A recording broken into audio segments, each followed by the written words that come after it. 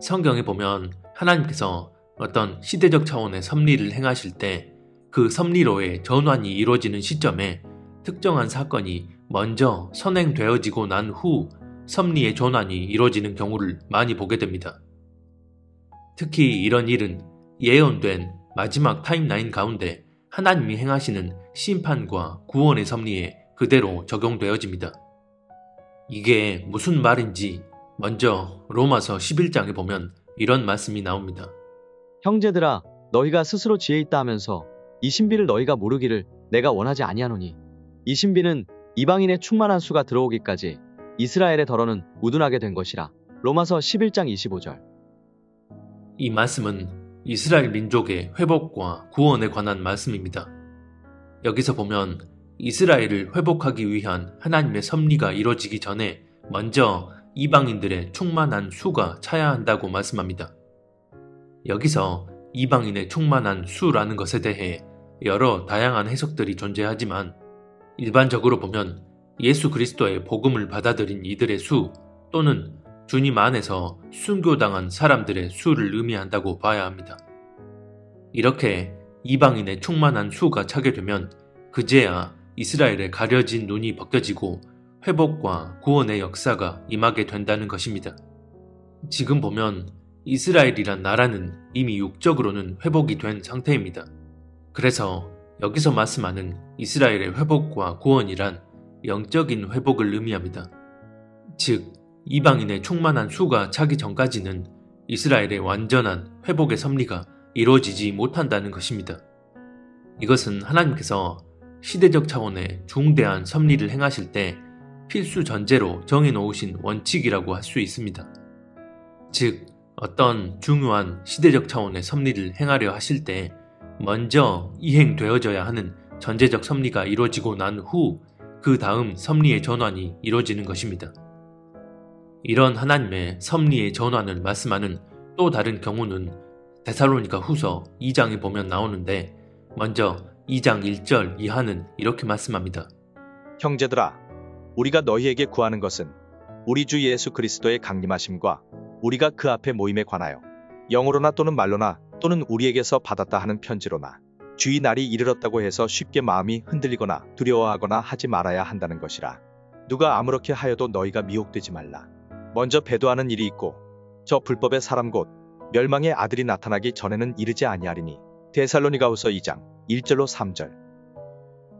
여기서 보면 주의 날이 이르는 상황에 대해 말씀하는데 그 날이 이르기 위해선 먼저 배도하는 일이 일어나고 멸망의 아들 적그리스도가 나타나야 한다고 말씀합니다.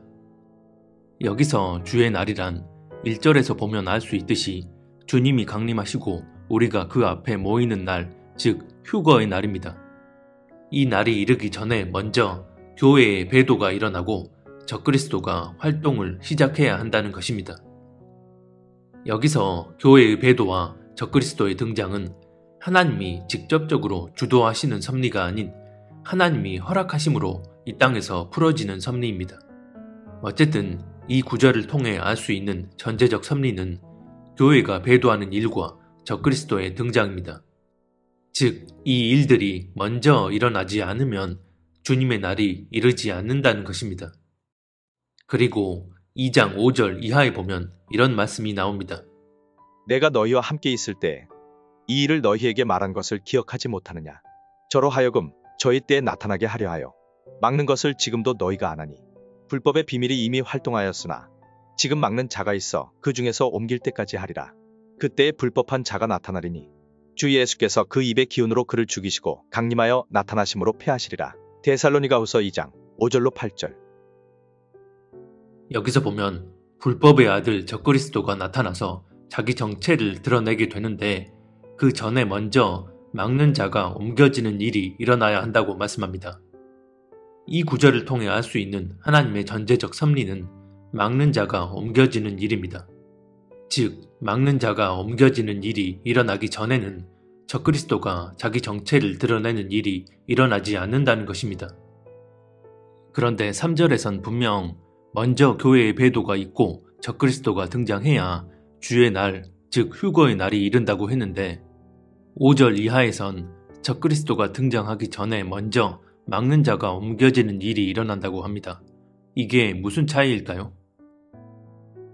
저는 이미 여러 영상들을 통해 휴거는 총 2번 일어나고 그 중에 환란 중에 일어날 휴거가 메인이라는 말씀을 드린 바 있습니다. 왜 그러한지가 바로 이 데살로니가 후서 2장에 그대로 드러나 있습니다. 3절에서의 적그리스도의 등장과 7절에서의 적그리스도의 등장은 서로 다른 상황을 의미합니다. 3절에서 말씀하는 적그리스도의 등장은 적그리스도가 세계 무대에 등장하는 상황을 의미하고 7절에서 말씀하는 적그리스도의 등장은 적그리스도가 자기 정체를 완전히 드러내는 상황을 의미합니다. 즉, 적그리스도가 세계 무대에 등장해서 활동을 시작해야만 첫 추수 휴거 사건이 일어나고 그 이후 적그리스도가 자기 정체를 숨긴 채 전 세계에 영향력을 뻗치며 활동을 해나가다가 환란 중간에 2번째 휴거가 일어나고 막는 자이신 성령님의 역할이 축소, 변경되어지고 나면 적그리스도가 이제 자기 정체를 완전히 드러내는 것입니다. 막는 자이신 성령의 역할에 대해선 오래전에 휴거의 비밀이 풀어지는가 라는 영상을 통해 자세히 말씀드린 바 있습니다. 그래서 데살로니가 후서 2장의 이 구절들은 하나님께서 어떤 시대적 섭리를 행하실 때 반드시 그 전에 먼저 이행되어져야 하는 전제적 섭리가 있음을 드러내는 구절들입니다. 그렇다면 지금 우리에게 가장 실제적으로 적용되어지는 전제적 섭리는 바로 하나님이 정하신 마지막 타임라인 가운데 본격적인 진노의 심판이 이 땅 가운데 풀어지기 전에 일어나는 전제적 섭리입니다. 이 전제적 섭리가 먼저 이행되지 않으면 하나님이 행하실 진노의 심판은 이 땅 가운데 풀어질 수가 없습니다. 그 전제적 섭리는 바로 첫 추수 열매들의 휴거입니다. 저는 개인적으로 앞서 살펴본 데살로니가 후서 2장 1절 이하의 말씀처럼 교회의 배도와 적그리스도의 등장은 이미 성취되었다고 봅니다. 그래서 지금은 언제 첫 추수 휴거가 일어나도 전혀 이상하지 않은 그런 때이고, 그렇게 되고 나면 이 땅에선 본격적인 진노의 심판이 쏟아 부어지게 됩니다. 하나님 앞에 거룩히 구별된 자들을 먼저 첫 추수로 데려가신 후 이 땅엔 본격적인 심판이 부어지는 것입니다. 이 부분에 대해 누가복음 17장을 보면 주님 다시 오시는 상황이 노아의 때와 롯의 때와 같다고 하시면서 이런 말씀을 하십니다. 노아의 때에 된 것과 같이 인자의 때에도 그러하리라. 노아가 방주에 들어가던 날까지 사람들이 먹고 마시고 장가 들고 시집 가더니 홍수가 나서 그들을 다 멸망시켰으며, 또 롯의 때와 같으리니 사람들이 먹고 마시고 사고 팔고 심고 집을 짓더니 롯이 소돔에서 나가던 날에 하늘로부터 불과 유황이 비오듯 하여 그들을 멸망시켰느니라. 인자가 나타나는 날에도 이러하리라. 누가복음 17장 26절로 30절. 여기서 보면 예수님이 다시 오시는 그 날이 노아의 때와 롯의 때와 같다고 말씀하시고선 특별히 노아가 방주에 들어가던 날까지 롯이 소돔에서 나가던 날에 라는 표현을 쓰셨습니다. 노아가 방주에 들어가던 날까지 라는 표현을 마태복음 24장 38절에선 홍수 전에 노아가 방주에 들어가던 날까지 라는 정확한 표현이 사용되어졌습니다. 홍수 전에 노아가 방주에 들어가던 날까지 사람들이 먹고 마시고 장가 들고 시집 가고 있으면서 마태복음 24장 38절. 즉 노아의 홍수 심판 당시 하나님이 행하시는 시대적 섭리는 죄로 물든 그 땅을 심판하시는 것인데, 그 전에 먼저 이행되는 전제적 섭리가 바로 심판 전에 노아와 그 식구들을 방주로 들어가게끔 하는 것이었습니다. 실제로 창세기에 보면 노아가 방주에 들어가고 문이 닫히기 전까지는 비가 전혀 오지 않았습니다. 지금부터 7일이면 내가 40주야를 땅에 비를 내려 내가 지은 모든 생물을 지면에서 쓸어버리리라. 하나님이 노아에게 명하신 대로 암수 둘씩 노아에게 나아와 방주로 들어갔으며 7일 후에 홍수가 땅에 덮이니 무릇 생명의 기운이 있는 육체가 둘씩 노아에게 나아와 방주로 들어갔으니 들어간 것들은 모든 것의 암수라. 하나님이 그에게 명하신 대로 들어가매 여호와께서 그를 들여보내고 문을 닫으시니라. 창세기 7장 4절, 9절, 10절, 15절, 16절. 여기서 보면 하나님이 명하신 대로 노아가 잘 준행하여 노아와 그 식구들과 동물들까지 방주에 들여보내고 나서 일주일 뒤에 비가 내리기 시작했다고 말씀합니다. 노아와 식구들이 홍수를 피해 방주에 들어가고 난 후 홍수가 그 땅에 임했다는 것은 하나님의 심판의 섭리 이전에 반드시 구원의 섭리가 전제적 섭리로 들어가 있음을 의미합니다. 이렇게 되면 노아가 방주로 들어가기 전까지는 홍수 심판이 일어날 수 없는 게 하나님이 정하신 원칙인 것입니다. 이와 마찬가지로 소돔과 고모라 성에 불심판이 일어날 때도 롯이 소돔 땅을 빠져나가기 전까지 그 땅은 멀쩡해 보이는 그런 상태였습니다. 하지만 롯이 소돔 성을 빠져나가자마자 하늘에서 유황불이 마구 쏟아지기 시작합니다. 그리고 창세기 19장에 보면 소돔 성에 심판이 일어나기 전 천사가 롯에게 이런 말을 합니다. 그리로 속히 도망하라. 내가 거기 이르기까지는 내가 아무 일도 행할 수 없노라 하였더라. 창세기 19장 22절. 이 구절을 통해서도 알 수 있듯이 하나님께서 시대적 차원의 큰 심판을 행하실 땐 반드시 그 전에 먼저 이행되어야 하는 구원의 섭리를 전제적 섭리로서 먼저 진행하십니다. 그래서 롯이 그 자리를 벗어나 심판에서 건진받기 전까지는 심판이 일어나지 않게 된 것입니다. 이처럼 하나님께서 노아의 때와 롯의 때에 심판이라는 시대적 섭리를 행하실 때 먼저 신실한 자들을 구원하기 위한 전제적 섭리를 행하신 것은 그 이후 진행될 모든 심판의 섭리 속에서도 그대로 적용되어지는 하나님의 원칙입니다. 이 부분을 베드로 후서 2장이 그대로 증거합니다. 그분은 또 옛 세계를 아까워하지 않으시고 경건하지 않은 자들의 세계를 홍수로 덮으셨습니다.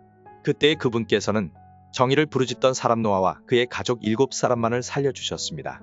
그리고 소돔과 고모라 두 성을 잿더미로 만들고 멸망시키셔서 후세에 경건하지 않을 자들에게 본보기로 삼으셨습니다. 그러나 무법한 자들의 방탕한 행동 때문에 괴로움을 겪던 의로운 롯은 구해내셨습니다. 그것은 의인인 그가 그들 가운데 살면서 보고 듣는 그들의 무법한 행실 때문에 날마다 그의 의로운 영혼에 고통을 느끼고 있었기 때문입니다. 주께서는 경건한 사람을 실현해서 건져내시고 불의한 사람을 벌하셔서 심판날까지 가두어 두실 것입니다. 베드로후서 2장 5절로 9절. 여기서 보면 하나님께서 홍수로 세상을 심판하시고 소돔과 고모라를 심판하심으로써 후세에 경건하지 않을 자들에게 본보기로 삼으셨다고 말씀합니다. 다시 말해 이 두 심판은 마지막 때에 일어날 환란 심판의 예표임을 말씀하고 있는 것입니다. 그래서 노아의 홍수 심판과 소돔과 고모라 불심판이 일어날 때 의인이었던 노아와 롯을 그 전에 미리 건지신 것은 경건한 사람은 심판 전에 먼저 건져내시고 불의한 자들은 남겨두셔서 심판받게 하시는 하나님의 공의의 원칙이 적용되어졌기 때문입니다. 그래서 노아의 경우와 롯의 경우를 하나의 예표로 말씀하시고선 마지막 구절에서 하나님이 경건한 사람은 시련에서 건지시고 불의한 사람은 벌하신다고 말씀하신 것입니다. 이것은 하나님의 심판의 섭리가 이 땅 가운데 풀어지려고 하는 그 시점에 구원의 섭리를 먼저 행하심으로써 전환점을 삼으시는 것입니다. 데살로니가전서 5장에도 보면 이런 하나님의 심판의 섭리가 이 땅 가운데 풀어지는 상황에 대해 이렇게 말씀합니다. 형제들아, 때와 시기에 관하여는 너희에게 쓸 것이 없음은 주의 날이 밤에 도둑같이 이를 줄을 너희 자신이 자세히 알기 때문이라. 그들이 평안하다, 안전하다 할 그때에 임신한 여자에게 해산의 고통이 이름과 같이 멸망이 갑자기 그들에게 이르리니 결코 피하지 못하리라. 형제들아, 너희는 어둠에 있지 아니하매 그날이 도둑같이 너희에게 임하지 못하리니 너희는 다 빛의 아들이요 낮의 아들이라. 우리가 밤이나 어둠에 속하지 아니하나니 그러므로 우리는 다른 이들과 같이 자지 말고 오직 깨어 정신을 차릴지라. 자는 자들은 밤에 자고 취하는 자들은 밤에 취하되 우리는 낮에 속하였으니 정신을 차리고 믿음과 사랑에 호심경을 붙이고 구원의 소망의 투구를 쓰자. 하나님이 우리를 세우심은 노하심에 이르게 하심이 아니요 오직 우리 주 예수 그리스도로 말미암아 구원을 받게 하심이라. 데살로니가전서 5장 1절로 9절. 여기서 보면 주님의 날이 도둑같이 임하게 된다고 말씀하는데 이때 임신한 여자에게 해산의 고통이 임하는 것처럼 멸망을 갑작스레 맞이하게 되는 사람들이 있고, 어둠에 있지 않은 이들에겐 그 날이 도둑같이 임하지 않는다고 말씀합니다. 즉, 갑작스레 그 날이 임하는 이들은 이 땅에서 그대로 그 심판의 일들을 맞이하게 되지만, 어둠에 있지 않고 깨어있던 이들은 이 땅에서 그 심판의 일을 겪지 않게 된다는 것입니다. 그래서 마지막 때 심판이 닥치는 상황을 쭉 말씀하시고서 마지막 구절에선 우리를 향한 하나님의 뜻은 심판을 받게 하시려는 게 아니라 구원을 받게 하심이라고 말씀하신 것입니다. 그래서 예수님은 누가복음 17장에서 주님이 다시 오시는 그때의 상황이 노아의 때와 롯의 때와 같다고 하시면서 노아가 방주에 들어가던 날과 롯이 소돔에서 나가던 날을 함께 언급하신 것입니다. 즉, 성경에 예언된 마지막 진노의 심판이 내려지는 그 전환점은 반드시 구원의 섭리가 먼저 전제적으로 시행되어야 하는 것이고, 그것이 바로 첫 추수 열매로 구별된 자들의 휴거인 것입니다. 예언된 마지막 타임라인의 시작을 알리는 진노의 심판이 이 땅에 쏟아진다는 의미는 신실한 자들이 먼저 들림받고 난 후 죄악으로 물든 이 세상을 심판하신다는 의미입니다. 위의 도표를 참고해 주시기 바랍니다. 그래서 예수님이 직접 당신께서 다시 오시는 그 상황을 노아의 때, 롯의 때와 같다고 하시며 이렇게 말씀하셨다는 것은 노아의 때와 롯의 때에 이루어진 하나님의 모든 시대적 섭리가 주님 다시 오시는 그 때에도 동일하게 적용되어지기에 이렇게 말씀을 하신 것입니다. 그리고 마태복음 24장에 보면 타임라인의 첫 시작이라 할 수 있는 이런 하나님의 구원과 심판의 섭리를 아예 한 단락 안에서 이렇게 말씀합니다. 그러나 그 날과 그때는 아무도 모르나니 하늘의 천사들도 아들도 모르고 오직 아버지만 아시느니라. 노아의 때와 같이 인자의 임함도 그러하리라. 홍수 전에 노아가 방주에 들어가던 날까지 사람들이 먹고 마시고 장가 들고 시집가고 있으면서 홍수가 나서 그들을 다 멸하기까지 깨닫지 못하였으니 인자의 임함도 이와 같으리라. 그때에 두 사람이 밭에 있음에 한 사람은 데려가고 한 사람은 버려둠을 당할 것이요, 두 여자가 맷돌질을 하고 있음에 한 사람은 데려가고 한 사람은 버려둠을 당할 것이니라. 그러므로 깨어있으라. 어느 날에 너희 주가 임할는지 너희가 알지 못함이니라. 마태복음 24장 36절로 42절. 이 구절들을 보면 동떨어진 별개의 상황을 구분지어서 말씀하시는 게 아니라 하나로 연결된 상황을 말씀합니다. 그래서 중간에 보면 그때라고 말씀하신 것입니다.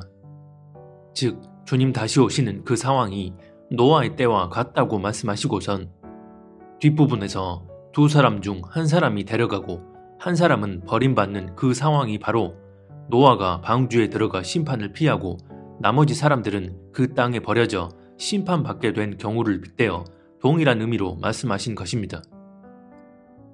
이처럼 하나님이 행하시는 시대적 섭리 가운데는 일정한 규칙과 원칙이 존재합니다.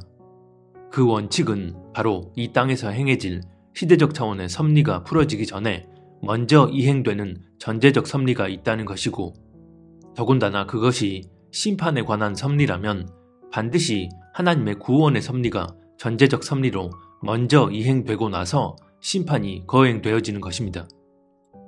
즉, 성경에 예언된 마지막 타임라인 안에서 하나님이 행하시는 본격적인 진노의 심판은 그 이전에 아무런 전제적 섭리도 없이 이 땅 가운데 바로 풀어지는 게 아니라 하나님이 정하신 어느 시점에 그 섭리의 전환이 이루어지게 만드는 전제적 섭리가 먼저 행해지고 난 후 이 땅 가운데 풀어지게 되는 것입니다.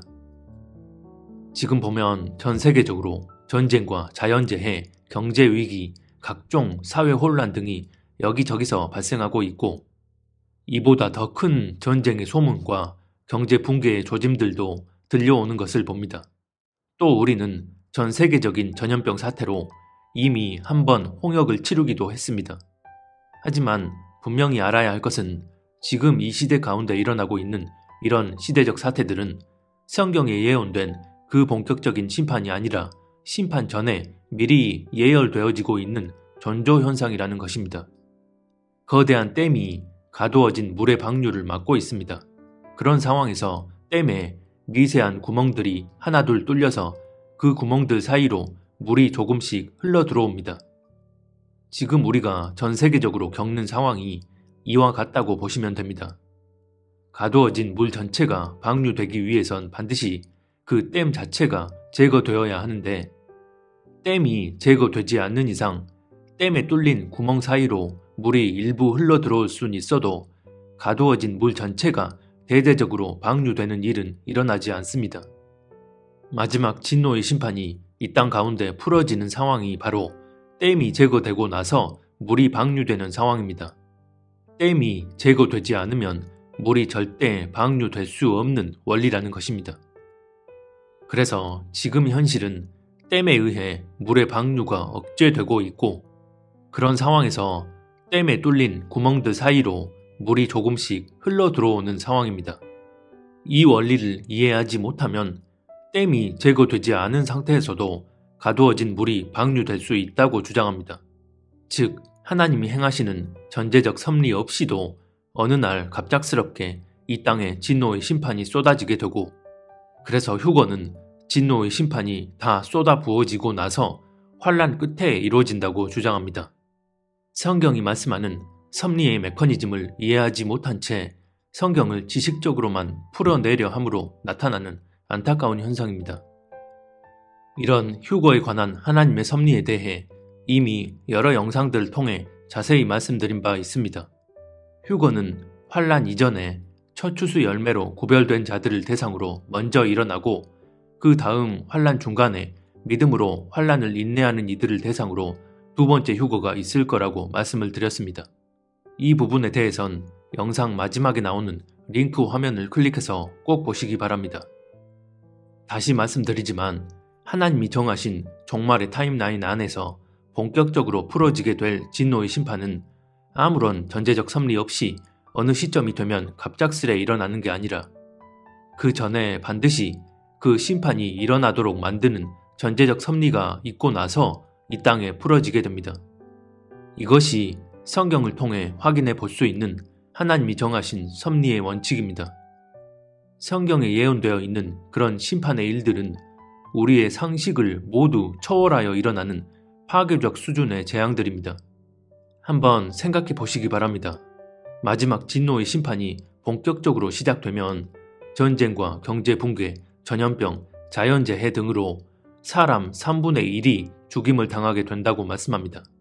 이런 일들은 우리의 일반적인 사고의 틀 안에서 보면 쉽게 일어날 거라 여길 수가 없는 일들입니다. 계시록에서도 전 세계를 하나로 통합시키고 전 세계 사람들을 다스리는 전무후무한 독재자가 나타나서 사람들이 자기를 경배하게 만들고, 그렇지 않으면 다 죽인다고 말씀합니다. 어느 특정한 한 나라를 지배해서 그 나라의 독재자로 군림하는 것도 아니고, 수백 개 나라를 하나로 통합시키고 그런 수십억 세계인들을 자기에게 복종시켜서 신처럼 군림하게 된다는 이런 일은 아무리 경제, 문화적으로 세계가 점점 단일화되어 가고 있다곤 하지만, 이런 식의 극단적인 대통합이 이루어진다는 것은 지금 시대를 사는 우리의 일반적인 상식선 안에선 쉽게 납득할 수 있는 일이 아닙니다. 우리는 이런 일이 살아계신 하나님의 말씀인 성경에 기록되어 있으니까 그렇게 믿는 것이지, 그런 일이 실제가 될 수 있을 거라고 논리적으로나 상식적으로 이해가 되어지고 납득이 되어져서 믿는 게 아니라는 것입니다. 다시 말해 이런 일들은 하나님이 행하시는 시대적 섭리가 지금 같은 상식선을 넘어서는 대전환이 어느 시점에 이루어졌을 때 가능합니다. 그리고 이런 상식을 파괴하는 시대적 섭리의 전환은 반드시 그 이전에 먼저 전제적 섭리가 이루어지고 났을 때 일어나게 됩니다. 베드로 후서 2장 5절에 보면 노아의 홍수 당시 노아가 의를 전파했다고 말씀합니다. 여기서 의를 전파했다는 말은 사람들에게 곧 이 땅에 닥칠 홍수 심판에 관한 메시지를 전한 것으로 보입니다.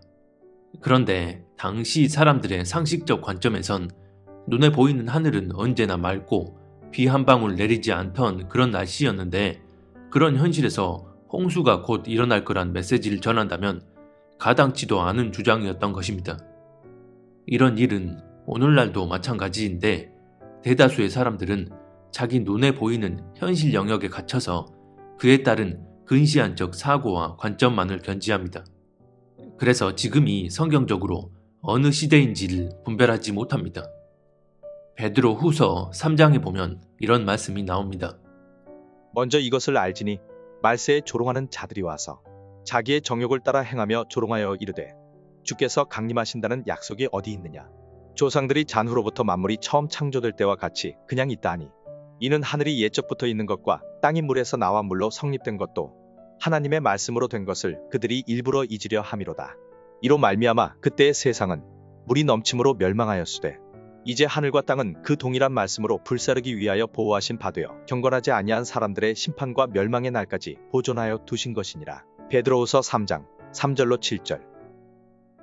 여기서 보면 말세에 조롱하는 자들이 나온다고 하는데 이 사람들은 모두 다 마지막 때의 시대적 징조를 전혀 분별하지 못한 채 수천 년 전부터 지금까지 세상은 그대로 있어 왔고 지진도 화산 폭발도 전쟁도 기근도 어느 시대에나 늘 있어 왔는데 무슨 마지막 때니 예수님이 재림한다느니 하며 사람들에게 공포를 조장하고 극단적인 종말론을 주입한다고 조롱하며 비난합니다. 여기에 해당하는 자들은 불신자들만이 아닙니다. 기성교회에서 착실하게 신앙생활을 하며 믿는다는 이들이 이런 식의 편협한 사고로 지금 세상이 성경적으로 어떻게 돌아가고 있는지를 전혀 모른 채 자기 눈앞에 드러나 있는 현실에 갇혀 그렇게 육신의 정욕과 안목의 정욕, 이생의 자랑에 빠져 살아갑니다. 그러면서 때를 바로 알고 그에 맞게 살아가려는 이들을 정죄하고 손가락질하며 세상 사람들과 함께 비난을 합니다. 그래서 마태복음 16장 3절에 보면 예수님께서 너희가 눈에 보이는 날씨는 분별할 줄 알면서 시대의 표적은 분별하지 못하고 있다고 책망하십니다. 보이는 것에만 포커스를 맞추고 그런 육적인 삶을 살아가는 이들을 향해 이런 말씀을 하신 것입니다. 지난 영상에서 마지막 때를 사는 이들의 이런 생활상이 왜 영적으로 심각한 문제가 되는지에 대해 자세히 말씀드린 바 있습니다. 성경은 노아의 때에 하나님이 물로 세상을 심판하신 것처럼 마지막 때에는 노아의 때와 동일한 영적 상태를 가진 타락한 사람들을 심판하기 위해 불로 세상을 심판하실 거라고 말씀하십니다. 그리고 그런 세상에 심판이 임하기 전 하나님은 노아의 때에 그러셨던 것처럼 지금의 이 마세지말의 때에도 거룩히 구별된 당신의 신부들을 심판 전에 먼저 건져내시는 전제적 섭리를 행하시고 난 후 사람들의 상식의 틀을 모두 깨부수는 섭리의 급격한 전환이 이루어지므로 어마어마한 심판을 이 땅에 쏟으시는 것입니다. 그래서 앞에서 살펴본 바와 같이 홍수 전에 노아가 방주에 들어가고 나서 롯이 소돔으로부터 나가고 나서 심판이 일어난 것처럼 거룩히 구별된 주님의 신부들이 휴거되어 들림받고 나서 이 땅엔 본격적인 진노의 심판이 풀어지게 된다는 것입니다. 먼저 이루어지는 전제적 섭리인 첫 추수 열매로 구별된 자들의 휴거가 있고 나면 그 다음 이 땅에선 그동안 억제되어졌던 일들, 즉 소문으로만 나돌던 모든 일들이 성경에 예언된 그대로 정광석화처럼 빠르게 진행되어 갈 것입니다. 전쟁과 경제붕괴, 팬데믹 등이 바로 그것들인데 이런 모든 일들은 전 세계를 하나로 통합시켜 적그리스도의 통치 시대를 열기 위한 필연적인 글로벌 이벤트들입니다. 물의 방류를 막고 있던 댐이 제거되어지므로 이제 물이 대대적으로 쏟아져 들어오게 되는 것입니다. 그런데 여기서 또 한 가지 말씀드리고 싶은 게 있습니다. 보통 환란 전 휴거를 지지하는 분들 중에 구원받은 자들이 모두 휴거되고 나면 많은 사람들이 실종되었다는 그 일로 인해 이 땅은 엄청난 혼란에 빠지게 된다는 식으로 말씀하는 경우가 있습니다. 전 세계에서 수억 명의 신도들이 대거 실종되면 세상은 카오스 상태에 빠지게 된다는 것입니다. 한번 구원받은 사람들은 모두 다 휴거된다는 잘못된 교리에 기반해서 이런 시나리오를 그리는 것인데 성경은 한번 구원받은 사람들이 다 휴거된다고 말씀하지 않습니다. 마태복음 25장의 열처녀 비유를 보면 열처녀 중 슬기로운 5처녀는 등과 함께 기름이 있었고 미련한 5처녀는 등은 있었지만 기름이 없었다고 말씀합니다. 그런데 중요한 것은 10처녀 모두 등에 불이 켜져 있었다는 사실입니다. 등불이 켜져 있던 상태였는데 그 등불이 점차 꺼져가자 확인해 보니 여분의 기름이 남아있지 않았던 것입니다. 등불이 켜져 있었는데 그 등불이 점차 꺼져간다는 것, 그리고 여분의 기름이 없었다는 것은 거듭난 체험을 하고 구원받았다는 이들 역시 삶 가운데 주님과 온전히 동행하지 못하고 기름을 유지하지 못한 채 살았다는 것을 의미합니다. 등에 불이 켜져 있다는 것은 처음엔 기름이 있어서 불을 켤 수 있었다는 것을 의미하기 때문입니다. 그러다가 점차 등에 불이 꺼져갈 때 여분의 기름이 남아있지 않아 등불을 살리지 못하는 것입니다. 이것은 철저히 삶 가운데서의 여정을 의미합니다. 좁은 문을 통과했으면 그 다음 좁은 길을 걸어가야 하는 게 성경이 말씀하는 구원의 완성으로 가는 필수 과정이기 때문입니다. 그래서 주님 다시 오시는 그 시즌에 관해 말씀하실 때 주님은 항상 행한 대로 보응하겠다고 말씀하신 것입니다. 여기서 행한 대로라는 것은 한번 거듭난 이후 우리 삶 가운데 지속적으로 이루어지는 일들을 의미합니다. 그래서 휴거 직후 온 세상이 카오스 상태에 빠지는 이유는 한번 구원받은 사람들이 대거 실종되었기 때문이 아니라 극소수의 신실한 자들이 휴거된 이후 이 땅에 불어닥치는 본격적인 재난 때문인 것이고, 이를 성경은 노아의 때와 롯의 때처럼 하나님 앞에 의로운 소수의 사람들이 건진받고 난 후 이 땅에 심판의 날이 덫과 같이 임한다고 말씀하는 것입니다.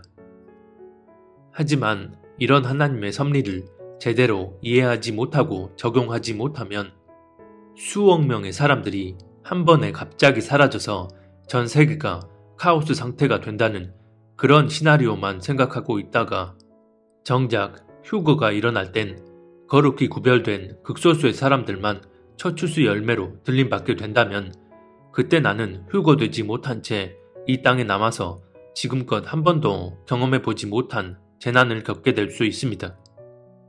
특히 지금이 마지막 때임을 잘 알고 휴거에 대해서도 간절히 소망하며 나름 깨어있는 삶을 산다고 하지만 교회적 차원에서는 여전히 배도의 흐름 안에 거하고 있는 분들이 많습니다. 주님 다시 오실 때 첫 추수 열매로 휴거되는 신부들은 주님 앞에 거룩히 구별된 자들이고, 이런 거룩한 구별됨은 내 개인적 삶의 영역에서 뿐만 아니라 다른 모든 차원의 영역에서도 일괄적으로 적용되어지는 문제입니다. 즉, 내가 개인 삶의 영역에서 세속에 물들지 않고 주님 뜻에 합당한 삶을 살더라도 교회적 차원의 영역에선 여전히 배도의 흐름에 속해 있다면 이것은 영적으로 거룩히 구별된 상태가 아닙니다. 왜 그런지에 대해선 이미 여러 영상들을 통해 자세히 말씀드린 바 있지만 다음 영상에서 한 번 더 자세히 말씀드리도록 하겠습니다. 누가복음 21장에 보면 이런 말씀이 나옵니다. 너희는 스스로 조심하라. 그렇지 않으면 방탕함과 술 취함과 생활의 염려로 마음이 둔하여지고 뜻밖의 그날이 덫과 같이 너희에게 임하리라. 이 날은 온 지구상에 거하는 모든 사람에게 임하리라. 이러므로 너희는 장차올 이 모든 일을 능히 피하고 인자 앞에 서도록 항상 기도하며 깨어있으라 하시니라. 누가복음 21장 34절로 36절. 이전 영상에서 이 말씀을 다루며 우리가 어떤 삶을 살아야 그 날을 덫과 같이 맞이하지 않고 공중에서 다시 오시는 주님을 맞이할 수 있는지에 대해 자세히 말씀을 드렸습니다. 이 말씀 그대로 누군가는 이 땅의 일들과 이 땅의 것들에 취하고 이 땅의 잘못된 가치 흐름들에 휩쓸리고 이 땅 현실의 문제에 매여서 마음이 짓눌린 채 이 땅에 남아 그 날을 맞이하게 될 것입니다. 반면 깨어서 주님 오심을 준비하는 누군가는 이 땅에 임할 모든 심판의 일들을 겪지 않고 그 전에 휴거되어 주님 앞에 서게 될 것입니다. 선택은 우리 각자의 몫입니다. 분명한 것은 곧 다시 오실 만왕의 왕 예수 그리스도는 우리가 행한 대로 보응하실 거란 것입니다. 부디 우리 모두가 이 땅에 남아 그날을 덫과 같이 맞이하는 게 아니라 구별된 신부로 휴거되어 공중에서 주님을 만나 뵐 수 있었으면 합니다.